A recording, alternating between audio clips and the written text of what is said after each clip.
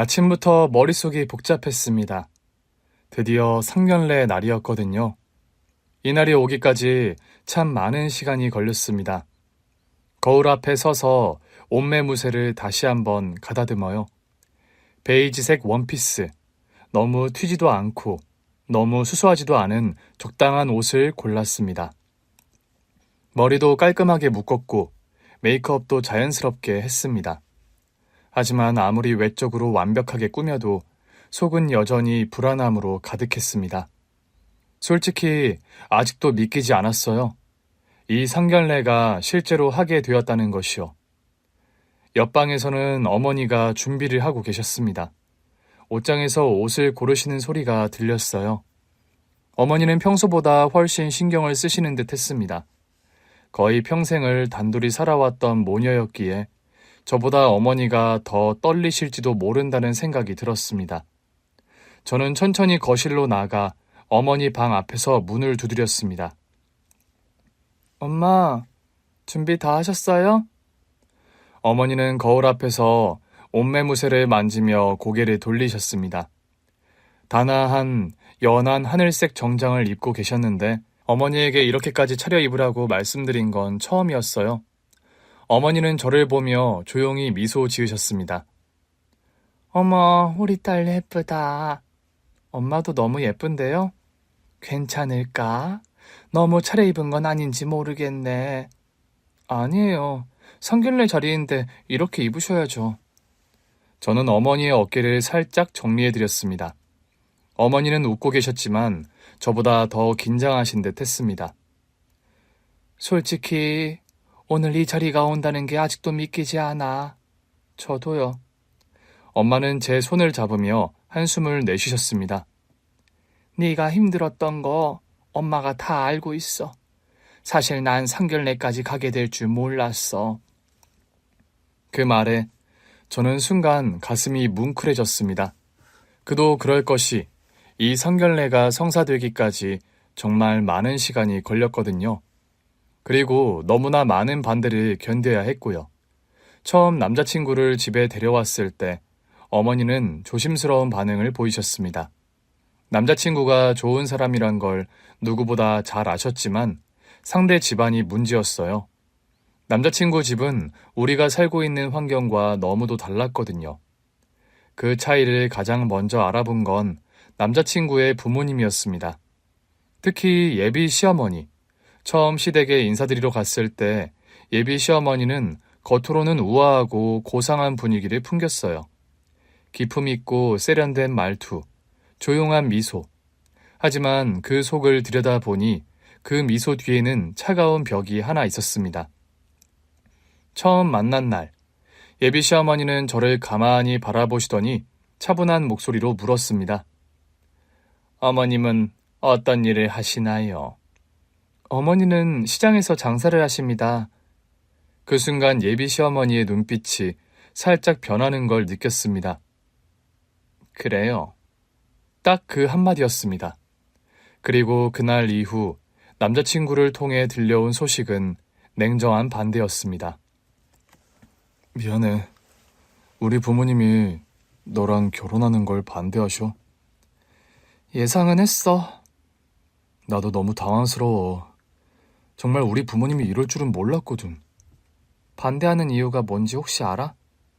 그냥 여러 가지가 너무 다르고 안 맞는다고 하시네. 나도 엄마가 그런 거에 그렇게 예민할 줄은 몰랐어. 그런 게 뭔데? 당연히 은희 네 잘못은 아닌데 아버님도 안 계시고 어머님께서 시장에서 장사를 오래 하셨다는 게 마음에 걸리신다고 하시네. 그 말을 들은 순간 제 얼굴이 뜨겁게 달아올랐습니다. 화가 난다기보다는 모멸감이 밀려오는 기분이었어요. 평생 열심히 살아오신 어머니를 함부로 평가받았다는 사실이 너무도 속상했거든요. 그러니까 집안 때문에 반대하신다는 거야? 사실상 그렇지.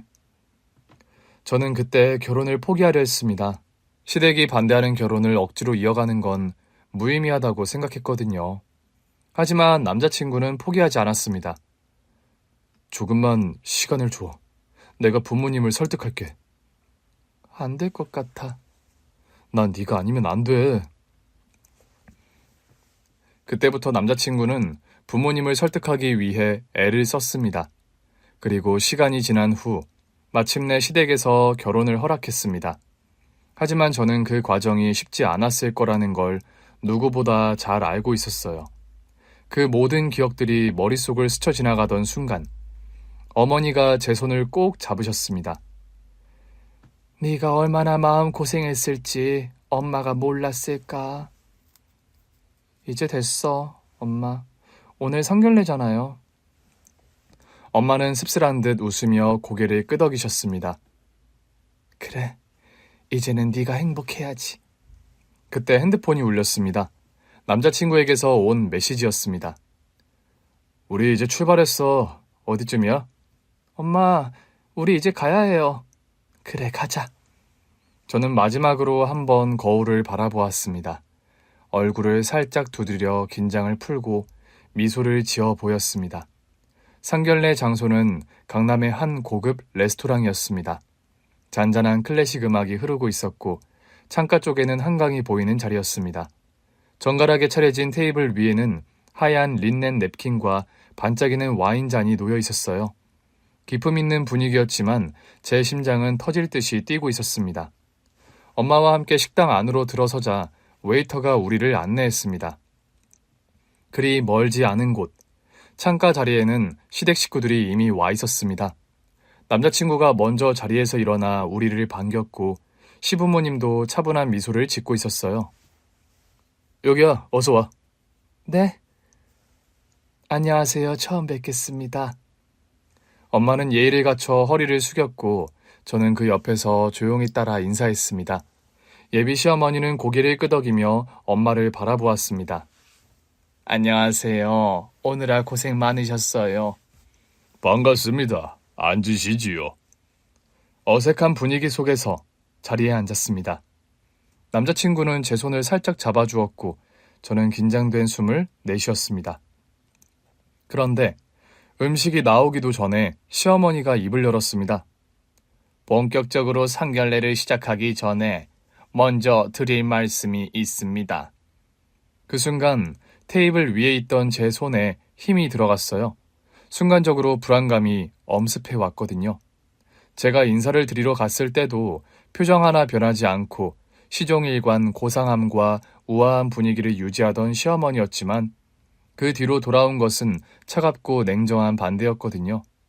설마 이 자리까지 와서, 이 자리에서 우리 엄마를 모신 자리에서 생각지도 못한 행동으로 망신을 주고 이 자리를 망치려는 게 아닌가. 그 짧은 순간 5만 가지 생각이 머릿속에 가득했거든요. 그런데 시어머니의 말씀은 생각지도 못한 아주 의외의 말이었어요. 사실은 제가 많이 잘못했습니다. 순간 식탁 위의 공기가 정적에 휩싸였습니다. 시부도 시모를 바라보았고 남자친구도 살짝 놀란 듯 어머니를 쳐다보았어요. 제가 처음에 이 결혼을 심하게 반대했었잖아요. 그 부분에 대해서 진심으로 사과를 드리고 싶습니다. 예상 밖의 사과였어요.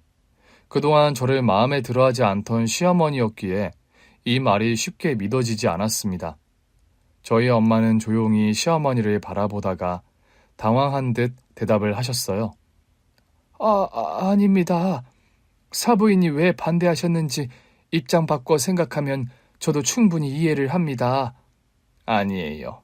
제가 너무 성급하게 판단했고 제 기준으로만 이 결혼을 바라봤던 것 같아요. 사실은 며느리 될 사람에 대해서 알아봤어요.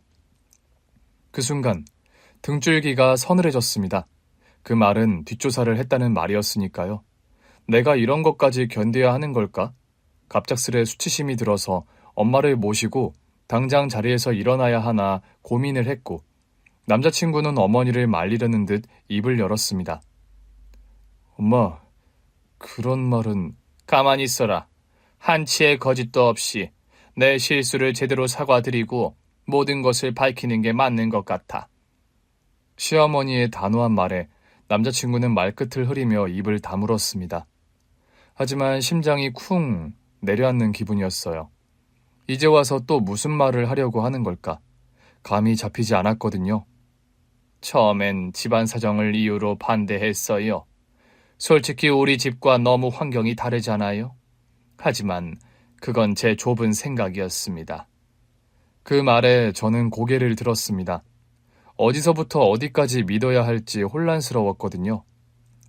그러던 중에 정말 깜짝 놀랄 만한 사실을 알게 됐습니다. 저는 숨을 삼켰고 그 말을 하는 시어머니의 눈빛은 흔들리고 있었습니다. 그래서 결혼을 반대하기는커녕 이제는 꼭 은희가 우리 집 며느리가 되어야 한다고 생각합니다. 이거 진심이에요. 그게 무슨 말씀이세요? 시모는 깊은 한숨을 내쉬더니 핸드백에서 조심스럽게 무언가를 꺼내 테이블 위에 올려놓았습니다. 혹시 우리 첫째 며느리 알고 있니? 첫째 며느리? 남자친구의 형수님을 말하는 건가? 고개를 갸웃하고 있을 때 시어머니가 핸드폰 화면을 제 앞으로 내밀었습니다. 이 사람이야. 미국에 살고 있는 우리 첫째 며느리. 그 순간 제 눈앞이 흔들렸습니다. 사진 속 얼굴을 보는 순간 머릿속이 새하얘졌고 손끝이 떨렸어요. 심장이 터질 듯이 뛰는 것 같았습니다. 절대 잊을 수 없는 얼굴. 제 입에서는 말이 나오지 않았고 핸드폰을 쥔 손이 떨리기만 했습니다. 이게 대체... 입술이 바짝바짝 말라붙었고 제 머릿속에는 오랜 시간이 흘렀음에도 잊히지 않았던 기억이 스쳐 지나갔습니다. 이게 사실이라면 이건 말도 안 되는 우연이었어요. 눈앞이 아찔했고 손끝에서 힘이 빠져나가는 기분. 그대로 정신을 잃는 것만 같았습니다. 사진 속 얼굴을 본 순간 머릿속이 하얘졌습니다. 손끝이 떨렸고 가슴이 미친 듯이 요동쳤어요. 믿을 수 없는 기묘한 인연. 이게 어떻게 가능할까? 그 순간 눈앞의 풍경이 흐려지더니 머릿속이 어린 시절로 빨려 들어갔습니다. 제가 5살이던 겨울, 아버지가 돌아가셨어요. 그날의 기억은 흐릿하지만 어머니가 온몸을 떨며 저를 끌어안고 울던 모습은 아직도 또렷하게 남아 있습니다. 아버지는 사고로 세상을 떠났고 그 이후 우리 집은 완전히 달라졌습니다. 엄마는 남편을 잃었고 저는 아버지를 잃었거든요. 하지만 엄마는 슬퍼할 틈도 없이 생계를 책임져야 했습니다. 살던 집에서 나와 작은 월세방으로 이사했고 엄마는 시장에서 좌판을 깔고 장사를 시작하셨어요. 우리 은희, 엄마가 꼭 잘 키울게. 은희는 아무 걱정하지 마. 엄마는 늘 그렇게 말했어요. 하지만 어린 마음에도 알 수 있었어요. 엄마는 너무 힘들었고 그 고생은 제게도 고스란히 전해졌습니다. 어린 시절, 저는 늘 혼자 있는 시간이 많았습니다. 엄마는 아침부터 시장에 나가야 했고 저녁 늦게서야 집에 돌아오셨거든요. 학교를 마치고 나면 곧장 집으로 돌아왔지만 집에는 아무도 없었어요. 방은 조용했고 차가웠습니다.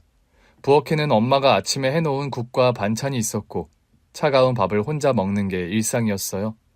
학교 숙제를 할 때도 궁금한 걸 물어볼 사람이 없었습니다. 다른 아이들은 집에서 엄마가 도와준다고 했지만 저는 혼자 국어책을 펼쳐놓고 글자를 읽었어요. 어느 날 선생님이 저를 부르셨습니다. 은희야, 요즘 숙제를 자주 안 해오던데 무슨 일 있니? 저는 입술을 꾹 깨물었습니다. 엄마는 매일 늦게 오고 저는 혼자 있는 시간이 많았는데 그렇다고 그걸 말할 수는 없었어요. 죄송해요. 앞으로 빼먹지 않고 잘할게요. 엄마는 매일같이 시장에서 장사를 했습니다. 추운 겨울에도 비가 오는 날에도 엄마는 쉬지 않았고 그런 엄마의 손은 항상 차가웠고 손끝이 갈라지고 거칠어졌어요. 우리 은희, 오늘 학교에서 뭐 배웠어? 오늘은 곱셈 배웠어요. 와, 우리 은희 똑똑하네. 엄마한테 한번 알려줘봐, 응? 저는 엄마 손을 꼭 잡고 구구단을 외웠고 그때만큼은 혼자가 아니라는 느낌이 들었어요. 하지만 엄마의 고생은 계속됐습니다. 어느 날은 시장에서 손님이 없어서 하루 종일 종사를 하고도 수입이 거의 없었거든요. 그날 밤 엄마는 한숨을 쉬며 벽에 기대앉아 물끄러미 저를 바라보며 말씀하셨어요. 은희야, 우리 조금만 더 힘내자. 생각해보면 엄마가 고생했다는 걸 어렴풋이 알았지 그 마음까지는 다 몰랐던 것 같아요. 엄마가 저를 위해 얼마나 많은 걸 포기하고 얼마나 많은 눈물을 삼켰는지 초등학교 시절을 그럭저럭 보내고 졸업을 했습니다. 하지만 중학교에 들어가면서 처음으로 차이를 느끼기 시작했어요. 그 당시 다른 친구들은 예쁜 옷을 입고 용돈을 넉넉히 받으며 학원을 다녔거든요. 하지만 저는 그러지 못했어요. 점심시간 친구들이 매점에서 간식을 사 먹을 때 저는 조용히 자리에 앉아 있었습니다. 은희야, 너는 왜 안 가? 그냥 배 안 고파. 배가 고팠어요. 하지만 주머니에 있는 돈은 집에 갈 때 버스비로 써야 했습니다. 친구들과 어울릴 때도 그 차이는 점점 더 커졌어요. 체험학습날, 친구들이 도시락을 자랑하며 음료수를 마시고 있을 때 저는 엄마가 싸준 단출한 김밥을 꺼냈습니다. 친구들은 좋은 음식들을 서로 나누었지만 저는 아무 말 없이 김밥만 먹었어요. 그렇게 소리 없이 점점 더 조용한 사람이 되어갔습니다. 고등학교에 가면서 저는 빨리 독립해야겠다고 생각했습니다. 엄마가 저를 위해 너무 힘들게 사셨으니까요. 그래서 아르바이트를 시작했어요. 방과 후에는 편의점에서 일하고 주말에는 카페에서 아르바이트를 했습니다. 엄마는 걱정하셨지만 저는 오히려 뿌듯했던 것 같아요. 은희야, 너 너무 무리하는 거 아니야? 아니에요, 엄마. 저 이제 혼자 용돈 벌 수 있어요. 그렇게 저는 조금씩 어른이 되어 갔습니다. 엄마에게 부담을 주지 않기 위해 더 강해지고 싶다는 마음뿐이었어요. 그런 제가 전문대에 진학한 건 기적 같은 일이었습니다. 어릴 때부터 학원 한번 다녀본 적 없던 제가 대학을 갈 수 있을 거라곤 상상도 못했거든요. 고등학교를 졸업할 무렵, 엄마는 제 진로를 앞두고 고민을 많이 하셨어요. 생활비도 빠듯한 상황에서 등록금까지 감당하는 건 무리였거든요. 하지만 대학에 가겠다고 하면 어떻게든 어디서 빌려서라도 등록금을 마련해 주겠다고 하셨죠. 그런 엄마를 보며 저 역시 바로 취업해서 엄마의 짐을 덜어드리는 게 맞다고 생각했습니다. 하지만 담임 선생님께서 장학금 제도를 알려주셨고 운 좋게 면접을 통과하면서 저는 등록금 걱정 없이 전문대 사회복지학과에 입학할 수 있었습니다. 엄마는 처음엔 반대하셨지만 결국 눈물을 훔치며 저를 축하해 주셨어요. 은희야, 공부 열심히 해라. 엄마가 많이 못 도와줘서 미안하다. 엄마, 등록금 걱정 안 해도 돼요. 나 다 알아봐서 간 거예요. 그래도 생활비가 문제인데. 제가 알아서 할게요. 아르바이트도 할 거고 꼭 엄마한테 의지 안 해도 돼요. 엄마는 제 손을 꼭 잡으며 몇 번이고 고맙다는 말을 반복하셨어요. 저는 엄마의 눈물을 보며 꼭 졸업해서 좋은 직장을 구하고 우리가 조금이라도 나은 삶을 살 수 있도록 노력하겠다고 다짐했습니다. 대학 생활은 생각보다 쉽지 않았어요. 공부도 어렵고 무엇보다 생활비를 벌어야 했기 때문에 저는 하루하루를 바쁘게 살았습니다. 수업이 끝나면 바로 카페로 가서 아르바이트를 했고 주말에는 사회복지관에서 행정보조 일을 했습니다. 친구들은 여행도 가고 여유롭게 대학 생활을 즐겼지만 저에겐 그런 여유가 없었습니다. 하지만 후회는 없었어요. 저는 미래를 위해 한 발 한 발 나아가고 있었으니까요. 졸업을 앞둔 마지막 학기, 저는 본격적으로 취업 준비를 했습니다. 운 좋게도 졸업하자마자 한 복지관에 취업이 되었어요. 연봉이 많지는 않았지만 저는 단 한 번도 돈을 목적으로 일을 하겠다고 생각한 적이 없었습니다. 어릴 때부터 힘든 환경에서 자라면서 어려운 사람들의 마음을 누구보다 잘 이해했기 때문에 도움이 필요한 사람들에게 힘이 되고 싶었거든요. 복지관에서 처음 맡은 일은 저소득층 가정의 지원 프로그램이었는데 특히 조손가정과 한부모 가정을 돕는 일이 많았습니다. 부모 없이 할머니나 할아버지 밑에서 자라는 아이들을 볼 때면 저도 모르게 감정이입이 되었고 남들보다 더 애정을 가지고 일을 하게 되었어요. 그러던 중 복지관에서 주최하는 봉사활동 프로그램을 담당하게 되었습니다. 방학 동안 진행되는 청소년 멘토링 프로그램으로 대학생과 직장인 봉사자들이 참여하는 행사였습니다. 저는 행사의 실무를 담당하며 봉사자들을 모집하고 일정 조율을 했거든요. 그런데 그 자리에서 지금의 남자친구를 처음 만나게 되었습니다. 처음 본 남자친구는 차분하고 신뢰감이 가는 사람이었어요. 그는 대기업에 다니는 직장인이었고 사회 환원 활동의 일환으로 꾸준히 봉사활동을 해오고 있다고 했습니다. 첫인상이 좋았지만 저는 남자친구와 친해질 생각은 없었습니다. 제게 연애는 사치 같은 것이었고 생활을 유지하는 것만으로도 벅찼기 때문입니다. 하지만 그 사람은 묘하게 저에게 관심을 보이며 말을 걸었습니다. 은희 씨, 여기 계속 근무하신 지 얼마나 되셨어요? 이제 3년 반 정도 됐어요. 사회복지 일을 하려면 마음이 참 따뜻해야 할 것 같아요. 쉽지 않은 일일 텐데요. 저한테는 오히려 이런 일이 더 잘 맞는 것 같아요. 어려운 분들 돕는 게 보람도 있고요. 대단하네요. 저는 그냥 가끔씩 와서 도울 뿐인데 은희 씨처럼 매일 하는 분들은 정말 존경스러워요. 그렇게 대화를 나누다 보니 우리는 생각보다 공통점이 많았어요. 그 남자는 좋은 환경에서 자랐지만 어릴 때부터 부모님께 나눔의 중요성을 배웠다고 했거든요. 저는 저와 정반대 환경에서 자란 사람이지만 이렇게 따뜻한 마음을 가진 사람이 있다는 게 신기했습니다. 그리고 봉사활동이 끝난 후에도 남자친구는 저를 계속 찾았어요. 저녁 식사는 하셨어요? 퇴근하고 잠깐 커피라도 마실까요? 저 오늘 활동한 거 보고서를 작성해야 해서요. 일 끝나고라도 잠깐 얼굴 볼 수 있을까요? 그 사람은 다정했고 진심이 느껴졌어요. 그 남자와 가까워지며 처음으로 누군가에게 기대고 싶다는 생각이 들었고, 그렇게 우리는 연인이 되었습니다. 바쁜 일상 속에서도 그 사람은 제 곁을 지켜주었고, 힘들 때마다 든든한 존재가 되어주었어요. 저는 가끔 스스로가 부족한 사람이라고 느꼈지만, 남자친구는 한 번도 저를 그렇게 대하지 않았습니다. 은희야, 너는 정말 멋진 사람이야. 넌 네가 생각하는 것보다 훨씬 더 멋있고 소중한 사람이야. 남자친구의 한마디에 눈물이 핑 돌았습니다. 늘 혼자라고 생각했는데 저를 있는 그대로 사랑해주는 사람이 생겼다는 게 믿기지 않았거든요. 그렇게 우리의 사랑은 깊어졌고 자연스럽게 결혼을 생각하게 되었어요. 하지만 저는 시댁에서 저를 반길지 확실할 수 없었습니다. 남자친구는 좋은 집안에서 자랐고 저는 그에 비해 너무 초라해 보였기 때문입니다. 오빠 부모님께서 나를 받아들여 주실까? 부모님이 아니라 내가 너랑 결혼하는 거야. 내가 설득할게. 넌 걱정할 필요 없어. 그렇게 우리는 결혼을 생각하게 되었고 결국 그의 부모님께 인사를 드리러 가게 되었어요. 남자친구의 부모님께 인사를 드리는 날, 저는 아침부터 분주하게 준비를 했습니다. 최대한 단정하고 깔끔하게 보이고 싶어서 차분한 색의 원피스를 입었습니다.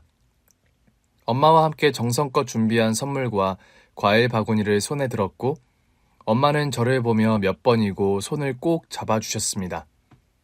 은희야, 너무 긴장하지 말고 그냥 평소처럼 하면 돼. 처음으로 인사드리는 건데 실수하면 안 되잖아요. 너무 떨려, 엄마. 네가 실수할 게 뭐가 있니? 네가 얼마나 예의 바르고 착한데 너무 위축되지 마. 엄마의 응원에도 불구하고 차를 타고 가는 내내 심장이 두근거렸습니다. 남자친구는 제 손을 꼭 잡아주며 웃어 보였어요. 괜찮아. 그냥 편하게 해. 우리 부모님도 은희 보면 좋아하실 거야. 혹시라도 실망스러운 모습 보이면 어떡하지? 그런 걱정하지 마. 너는 그냥 있는 모습 그대로 평소처럼 하면 돼. 남자친구의 말에도 불안한 마음은 쉽게 가라앉지 않았어요.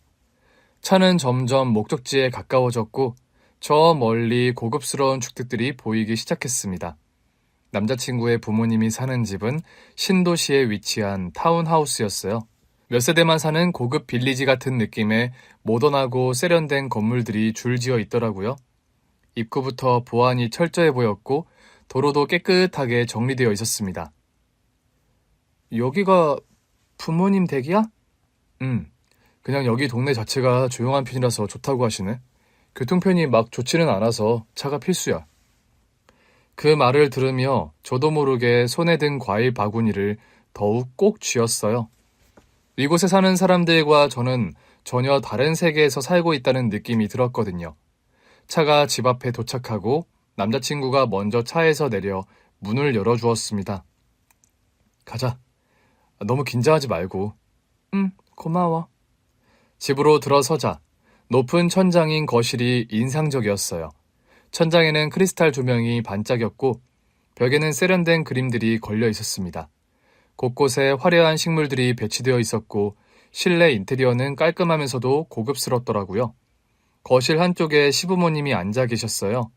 남자친구의 아버지는 점잖은 분위기를 풍겼고 어머니는 고상하고 우아한 분위기를 풍기고 있었습니다. 남자친구가 먼저 인사를 드렸고 저도 조심스럽게 고개를 숙였습니다. 안녕하세요. 처음 뵙겠습니다. 네, 반가워요. 시부모님은 한동안 가만히 저를 바라보셨어요. 그러다 시아버지가 살짝 미소를 지으며 말씀하셨습니다. 그래요. 먼 길 오느라 고생 많았어요. 어서 와요. 앉으세요. 저는 준비해온 과일 바구니와 선물을 내밀었습니다. 저 이거 어머님 아버님께 드리려고요. 이런 것까지 준비할 필요 없었는데. 고마워요. 시어머니는 과일 바구니를 건네받으며 미소를 지었지만 그 시선은 가만히 저를 살펴보는 듯 했습니다. 저는 최대한 평정심을 유지하며 자리에 앉았어요. 식탁에는 미리 준비된 음식들이 정갈하게 차려져 있었습니다. 식사가 시작되었는데 시아버지는 말이 많지 않으셨습니다. 조용히 식사를 하시며 가끔씩 저와 시어머니를 바라볼 뿐이었던 반면 시어머니는 이런저런 질문을 던지셨습니다. 은희 씨, 지금 하는 일이 사회복지 관련 일이라고 했죠? 네, 복지관에서 일하고 있습니다. 주로 조손 가정이나 한부모 가정을 지원하는 업무를 맡고 있어요. 보람 있는 일이겠어요. 그런데 힘든 점도 많겠네요. 네, 가끔은 감정적으로 힘들 때도 있지만 그래도 이 일이 저한테 잘 맞는다고 생각해요. 어려운 분들을 도울 수 있다는 게 보람되거든요. 그래요. 좋은 일이긴 하네요. 시어머니는 고개를 끄덕이며 조용히 식사를 이어갔습니다. 저는 나름 무난하게 인사를 마쳤다고 생각했어요. 시어머니가 특별히 부정적인 반응을 보이지 않았기 때문에 적어도 나쁘지 않는 분위기라고 생각했거든요. 하지만 그건 저의 착각이었습니다. 집으로 돌아온 다음 날, 남자친구에게서 전화가 왔습니다. 목소리가 평소와 달리 어두웠어요. 은희야, 우리 부모님이 결혼 반대하셔. 그 순간 심장이 철렁 내려앉았습니다. 뭐? 순간 모든 것이 무너지는 느낌이었습니다. 기대하지 말았어야 했는데 그래도 혹시나 하는 마음이 있었나 봅니다.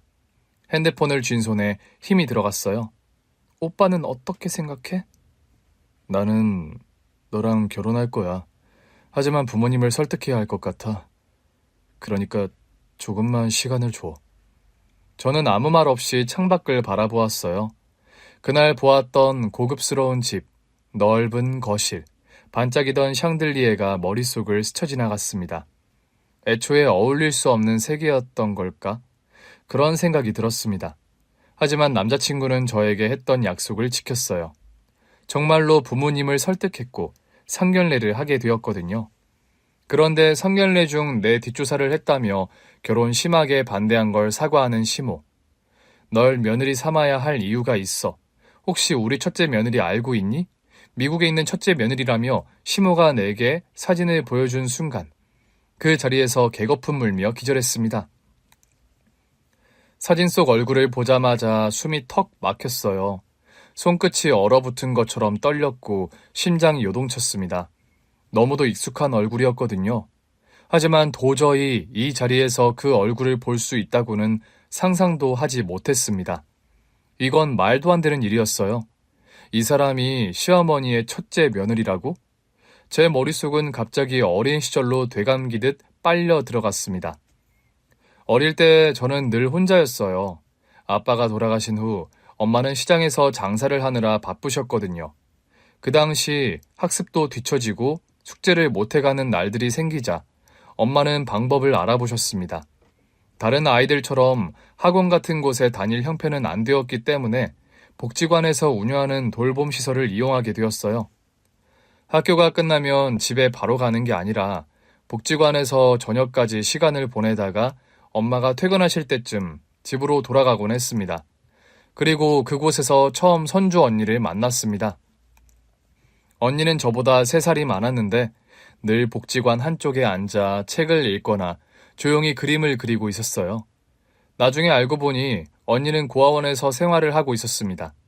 처음에는 가까이 다가가기 어려운 느낌이었어요. 그런데 어느 날 제가 숙제를 하다가 몰라서 우물쭈물하고 있을 때 언니가 조용히 다가와 도와주었습니다. 그거 이렇게 하면 돼. 어떻게? 언니는 수학책을 들여다보더니 연필을 들어 설명해 주었어요.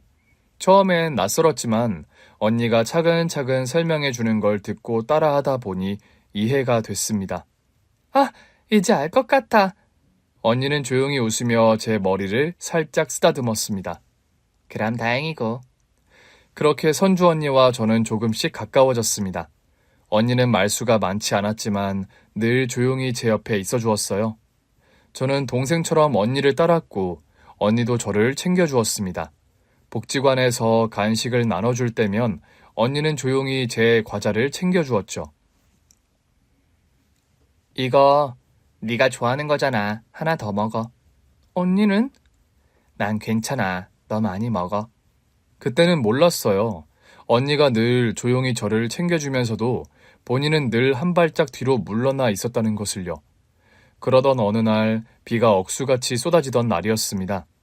엄마는 갑자기 일이 늦어져서 그날은 평소보다 더 늦게 저를 데리러 오신다고 했거든요. 돌봄 수업은 진작 끝났지만 혼자 복지관에서 기다려야 할 상황이었죠. 창밖으로 빗소리가 거세졌고 저는 점점 불안해졌는데 그때 언니가 조용히 제 옆에 앉았어요. 무서워? 아니, 괜찮아. 하지만 제 손을 꼼지락거리며 불안한 티를 내고 있었는데 언니는 가만히 손을 내밀었습니다. 손 내밀어봐. 저는 망설이다가 조용히 선주 언니의 손을 잡았는데 언니의 손은 따뜻했습니다. 무섭지 않아. 너 혼자가 아니야. 그날 저는 선주 언니의 손을 꼭 잡고 빗소리를 들었어요. 그때 처음으로 느꼈던 것 같아요. 만약 친언니가 있다면 이런 느낌일 거라고. 그날 이후 우리는 더욱 가까워졌습니다. 그렇게 선주 언니와 친하게 된 그해 여름, 언니와 함께 수련회에 가게 되었을 때 저는 마냥 들떠 있었어요. 고아원과 봉사단체에서 주최하는 여름 캠프, 수련회가 열렸는데 그 수련회에 참여를 하게 되었거든요.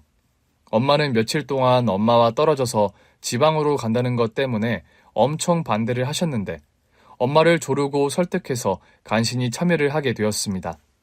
저한테는 그런 여름 수련회가 처음이었고 무엇보다 선주 언니와 함께 간다는 것이 기대되었어요. 수련회 장소는 한적한 시골 마을 근처의 캠핑장이었고 강과 산이 어우러진 곳이었습니다. 우리는 3박 4일 동안 함께 지내며 다양한 활동을 했습니다. 첫날에는 숲 체험과 캠프파이어를 했고 둘째 날은 모두가 가장 기대하던 물놀이 시간이었죠. 아이들은 다들 수영복으로 갈아입고 물속으로 뛰어들 준비를 하고 있었고 저와 선주 언니도 함께 강가로 향했습니다. 은희야, 너 수영할 줄 알아? 아니, 나 물은 좀 무서워. 언니는? 나도 잘 못해. 그냥 발 담그는 정도? 우리는 강가 가장자리에 앉아 조용히 물에 발을 담갔습니다. 다른 아이들은 신나게 물장구를 치고 있었고 몇몇은 튜브를 타며 떠다녔어요. 물가에 반짝이는 햇빛을 보고 있는데 몸이 나른해지는 것 같았고 저도 모르게 깜빡 잠이 들었던 것 같습니다. 그러던 중 갑자기 소란스러운 소리에 눈을 떴던 것 같아요. 그런데 바로 옆에 있던 선주 언니가 없다는 걸 알게 되었습니다. 선주 언니 어디 갔어? 아이들이 우르르 몰려 소란스러운 쪽으로 갔는데 순간 저 멀리 물살이 빠른 곳에서 허우적거리는 언니가 보였어요. 언니가 물에 빠진 것이었습니다. 언니, 선주 언니! 주변에 있던 친구들은 발을 동동 구르고 있었어요. 그런데 조금 전만 해도 함께했던 인솔 선생님이 보이지 않았습니다. 언니는 손을 허우적거리며 점점 더 깊은 곳으로 떠밀려 가고 있었고 머릿속이 하얘졌지만 망설일 틈이 없었습니다. 근처에 떠있던 튜브를 집어들고 물속으로 들어갔어요. 야, 너 가면 안 돼. 큰일 나.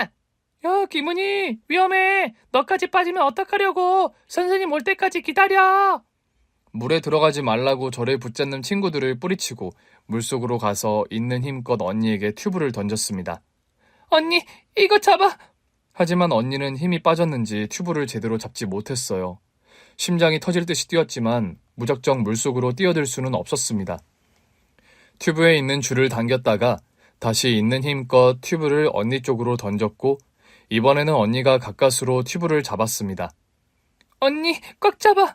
언니는 힘없이 간신히 튜브를 붙잡고 있었고 저는 온 힘을 다해 언니를 물가 쪽으로 끌어당겼습니다. 얘들아, 이거 도와줘! 몸이 덜덜 떨렸지만 언니를 살려야 한다는 생각밖에 없었습니다. 그제서야 몇몇 아이들이 다가와 같이 튜브 줄을 당겨주었는데 마침내 언니의 몸이 얕은 물가에 닿았고 저는 거의 탈진한 상태였어요. 아이들이 소리를 질렀고 선생님들이 달려와 언니를 끌어올렸습니다. 언니는 물을 토하며 힘겹게 숨을 쉬었습니다. 은희야, 언니, 괜찮아? 선주 언니는 저를 보며 눈물을 흘렸습니다. 은희야, 네가 날 구했어. 저는 아무 말도 할 수 없었어요. 너무 무서웠고 너무 아찔한 순간이었거든요. 하지만 언니가 살아있다는 사실만으로도 울컥하는 감정을 참을 수 없었습니다. 그날 밤 언니는 제 손을 꼭 붙잡고 말했어요. 고마워, 은희야. 정말 고마워. 은희, 너는 내 생명의 은인이야. 언니가 없어지는 줄 알았어. 너무 무서웠어. 언니는 제 손을 꼭 쥐며 웃었습니다. 은희 덕분에 살았어. 평생 은희한테 고마울 거야. 평생, 그리고 영원. 저는 그 뒤로도 쭉 언니와 잘 지낼 수 있을 거라고 생각했지만 그것은 착각이었어요. 그해 겨울, 고아원에서 지내던 선주 언니가 갑자기 미국으로 입양을 가게 된 거였습니다. 그 사실을 알았을 때 언니는 이미 떠나고 없었어요. 복지관에서 언니를 만날 거라 생각했지만 아무리 기다려도 언니가 오지 않았거든요. 저는 언니가 지내던 고아원까지 언니를 만나러 갔습니다. 원장님, 선주 언니 어디 있어요? 선주는 미국으로 입양 갔단다. 입양이요? 그래, 선주한테 엄마 아빠가 생긴 거야. 훌륭한 분들이 키우기로 했어. 선주한테 좋은 일이야.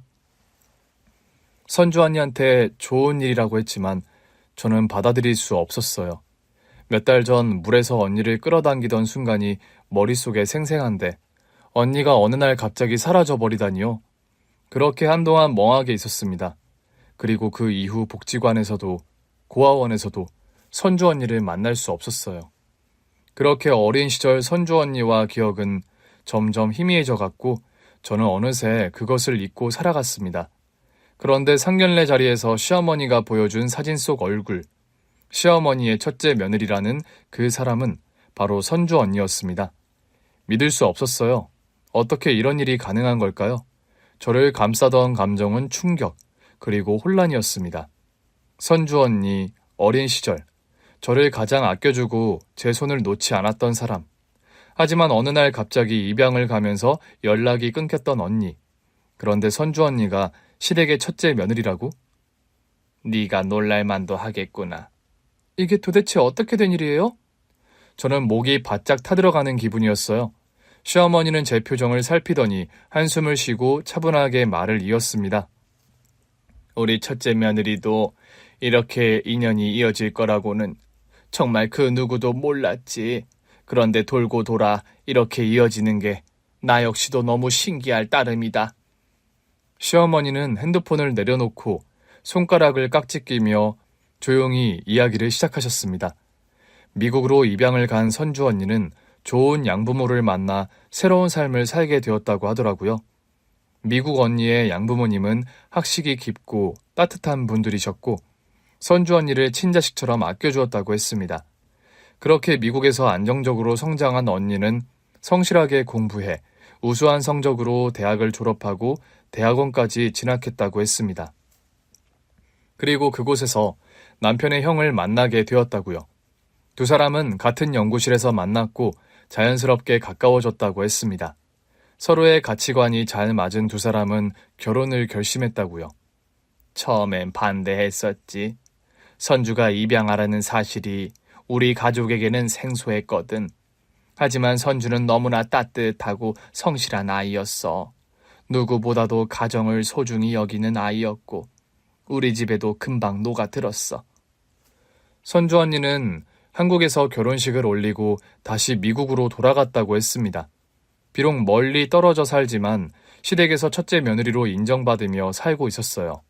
가족들에게 감사하는 마음을 늘 표현했고 시부모님도 선주 언니를 점점 아끼게 되었다고 하더라고요. 그런데 제가 선주 언니와 인연이 있다는 걸 어떻게 아신 거예요? 시어머니는 제 눈을 바라보며 말을 이어갔습니다. 사부인, 다시금 죄송하다는 말씀을 드립니다. 어려운 환경 속에서 사부인이 온갖 고생을 하며 키운 딸인데 사실 처음 우리 집에 인사를 왔을 때 솔직한 마음으로 제가 결혼을 반대했어요. 그냥 저한테 선입견이 있었던 것 같아요. 가난하고 어렵게 자랐기 때문에 뭔가 억셀 것 같고 결혼으로 인해 우리 아들이 고생을 할 것처럼 보였거든요. 그래서 아들한테 너무 서두르지 말라고 시간을 갖고 좀 더 생각해 보자고요. 좀 더 좋은 사람 만날 수 있고 어울리는 짝이 있을 수 있다고 그리 말을 했었네요. 그런데 우리 아들이 따님을 포기 못한 것 같았습니다. 제가 반대를 한 뒤에 우리 둘째가 미국에 있는 지형에게 고민을 털어놓았더라고요. 저는 순간 남편을 바라보았어요. 남편은 미안한 듯 저를 바라보며 고개를 끄덕였습니다. 내가 형한테 고민을 털어놨었어. 난 정말 은희 네가 아니면 안 되는데 부모님이 그냥 단편적인 상황 환경만 보고 반대하시니까 답답해서. 그러면서 자연스럽게 미국에 있는 첫째 며느리인 선주 언니도 이 이야기를 듣게 되었다고 했습니다. 언니는 처음에는 그냥 어떤 사람인데 반대하는 걸까라는 단순히 궁금해했다고 해요. 하지만 남편을 통해 저에 대한 이야기를 조금씩 듣게 되었고 그러다 남편이 제 사진을 보여주었다고. 그렇게 남편을 통해 제 사진을 본 선주 언니는 그 자리에서 얼어붙었다고 했습니다. 선주가 우리 첫째 며느리가 갑자기 나한테 전화를 하더구나. 전화하자마자 어머님께 꼭 드릴 말씀이 있다고. 이 결혼에 대해 신중하게 생각하고 알아보시는 게 좋겠다고 말을 하는데 너무 당황스러운 거야. 시어머니는 미국에 사는 첫째 며느리가 왜 전화까지 한 건지 이상하다고 생각하셨대요. 하지만 선주 언니가 너무 간곡하게 이야기를 했다고 합니다. 어머님, 도련님이 결혼하고 싶다는 그 아가씨 말이에요. 은이라는 아가씨요. 저랑 깊은 인연이 있는 사람인 것 같아요. 어머님, 그 아가씨, 은이라는 아가씨가 어릴 때 제 생명을 구해준 사람인 것 같아요. 그러니 부디 한 번만 더 생각해 보시면 안 될까요? 물론 아주 어릴 때 보고 헤어져서 확신할 수는 없지만 도련님 보낸 사진을 봤는데 어릴 때 제가 아는 은이, 그 동생의 얼굴이 남아있어요. 게다가 이름까지 같으니까 저를 구해준 그 아이가 맞는 것 같거든요. 어머님께서 한 번만 알아보신 뒤에 결정을 하시면 어떨까요? 첫째 며느리인 선주 언니의 간곡한 이야기를 들은 시어머니는 그제야 단순한 우연이 아니라는 걸 깨달았다고 했습니다. 그래서 그때부터 은희에 대해서 알아보기 시작했어. 너에 대해 조사하면서 너와 선주가 어떻게 연결되어 있었는지 점점 알게 된 거야. 선주가 미국으로 입양 가기 전까지 살았다고 했던 동네며 고아원이며 복지시설이며 시간이 오래 지나 조사하는 게 쉽지 않았지만 결국 알아냈단다. 우리 첫째 며느리 말이 맞았다는 걸 알게 됐어. 그 말을 듣고 저는 숨이 턱 막혔습니다. 선주 언니가 나를 기억하고 있었다니. 정말 오래된 인연이었지만 그때 헤어진 이후 한 번도 만나지 못했고 연락도 닿지 않았기 때문에 언니가 저를 기억하고 있다는 게 무척 감동적이었습니다. 시어머니는 손을 내리며 조용히 말을 맺었어요. 처음엔 단순한 우연이라고 생각했는데 이건 정말 인연이더라. 다른 것도 아니고 그 어린 나이에 귀한 생명을 구했다니 보통 인연이 아닌 거지. 오히려 첫째 며느리가 몹시 미안해했다. 그렇게 갑자기 입양을 떠나게 되어 인사도 제대로 하지 못했다면서. 하지만 은희 네가 아니었으면 지금 자기는 없을 거라며 살면서 너한테 생명을 빚진 그 일은 잊어본 적이 없다고 했어. 꼭 이 말을 전해달라고 그리 부탁을 받았다. 어머님의 이야기를 듣던 저는 결국 참아왔던 감정을 터뜨리고 말았습니다. 너무도 익숙한 얼굴, 너무도 보고 싶었던 얼굴, 선주 언니가 행복하게 살고 있다는 거, 그리고 이제 다시 만날 수 있다는 사실이 믿기지 않았거든요. 손으로 입을 가리고 흐르는 눈물을 닦았지만 눈물은 멈추지 않았어요. 남편이 제 어깨를 감싸며 낮은 목소리로 말했습니다. 은희야, 형수님이랑 바로 연락할 수 있어. 형수님이 너랑 꼭 통화하고 싶대. 저는 울컥하며 남편을 바라보았어요. 지금 바로? 그럼. 시차가 있지만 아마 받을 거야. 남편은 핸드폰을 꺼내 선주 언니에게 전화를 걸었습니다. 심장이 터질 듯이 두근거렸고 손끝이 떨려왔습니다. 그리고 몇 초 후 전화기 너머에서 익숙한 목소리가 들려왔어요. 여보세요? 언니? 전혀 예상하지 못했던 순간 전화기 너머로 들리는 선주 언니의 숨소리도 떨리고 있었습니다. 은희야, 정말 너 맞아? 언니, 나예요. 나 은희예요. 그 짧은 몇 마디만으로 우리는 오랜 세월을 뛰어넘었어요. 어릴 때 마지막으로 봤던 그 순간 이후 우리는 너무나도 많은 시간을 각자의 자리에서 살아왔던 거죠. 하지만 그 시간의 장벽이 한순간에 무너지는 것 같았습니다. 정말 너구나, 은희야. 이건 운명이야. 내가 너를 다시 찾을 줄이야. 그렇게 우리는 다시 연결되었어요. 시간이 지나 결혼식이 다가왔습니다. 저랑 남편의 결혼식에 참석하기 위해 선주 언니와 남편의 형이 한국으로 온다는 소식을 들었을 때 몇 날 며칠을 설렜는지 몰라요. 입국 당일, 공항 입국장에서 많은 사람들이 쏟아져 나왔고 저는 초조하게 사람들을 살폈습니다. 그리고 저 멀리 한 여자가 제 쪽으로 걸어오고 있었어요. 언니는 여전히 키가 크고 단정한 옷차림을 하고 있었습니다. 하지만 그 눈빛은 어린 시절 그대로였습니다. 따뜻하고 부드럽고 언제나 저를 바라봐주던 그 눈빛.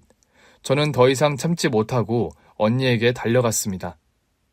언니! 은희야. 우리는 서로를 끌어안고 한참을 울었습니다. 말로 표현할 수 없는 감정들이 밀려들었어요.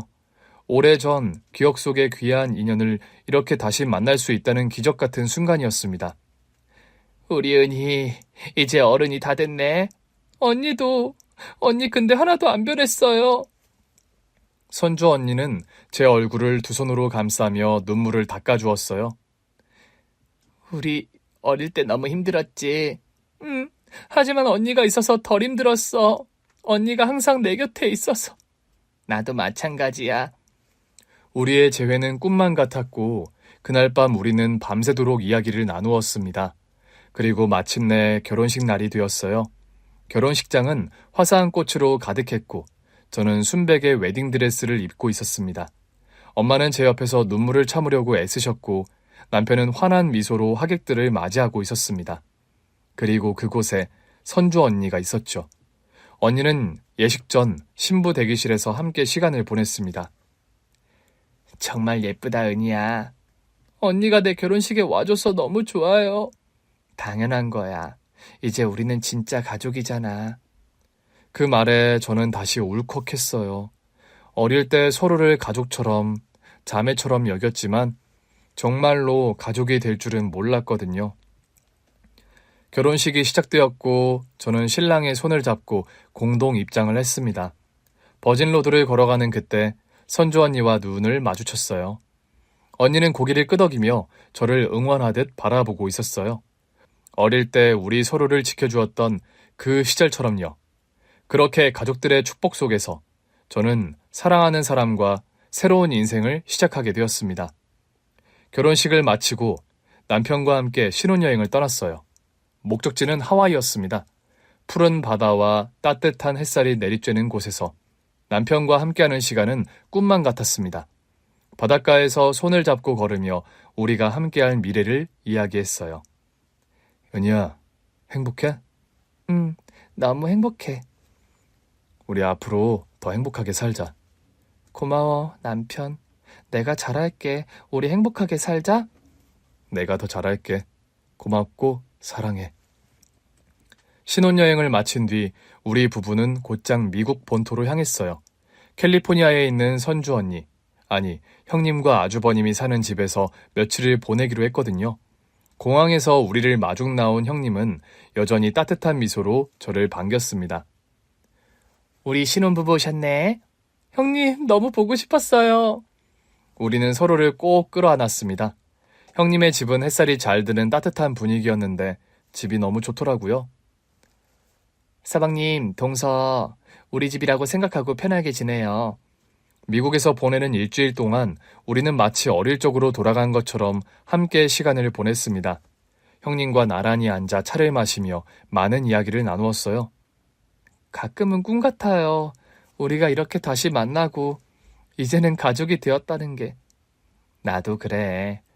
어릴 때는 우리가 이렇게 자라서 어른이 될 거라고는 상상도 못했는데. 하지만 이제는 알겠어요. 우리 인연이라는 게 그렇게 쉽게 끊어질 게 아니었다는 거. 형님은 제 손을 꼭 잡으며 미소를 지었어요. 맞아. 우리는 결국 다시 만나게 되어 있었던 거야. 그렇게 우리는 일주일 동안 행복한 시간을 보냈고 한국으로 돌아왔습니다. 현재 저는 시댁의 예쁨을 받으며 살고 있습니다. 시어머니께서 한국에 가까이 지내는 둘째 며느리인 저를 늘 살뜰히 챙겨주십니다. 그래, 며느라가 이번 주말에 들린다고? 네, 어머님. 남편이 어머님 음식 그리워하는 것 같아서요. 사실 저도 그래요. 알겠다. 뭐 먹고 싶은지 미리 이야기만 해. 알겠지? 감사해요. 어머님 주말에 뵐게요. 어머님은 자주 안 와도 된다고 하셨지만 내심 저희 부부가 오는 걸 무척 반기시는 걸 알고 있었기 때문에 종종 찾아뵙고 있어요. 또 미국에 사는 형님과도 자주 연락을 하면서 지내고 있습니다. 형님, 언제 한국에 또 오세요? 조만간 갈 거야. 지금 남편이랑 휴가 일정 맞추고 있거든. 한국 가면 그때 우리 여행 가자. 좋아요. 그렇게 눈에 보이지 않지만 결코 끊어지지 않았던 인연이 제 삶을 따뜻하게 감싸고 있네요. 저는 매 순간 이 기적 같은 만남에 감사하며 살아가고 있습니다. 오늘 준비한 사연은 여기까지입니다. 재미있게 들으셨다면 구독과 좋아요, 알림 설정까지 눌러주세요. 그럼 저는 다음 사연으로 찾아뵐게요. 오늘도 건강하고 행복하세요.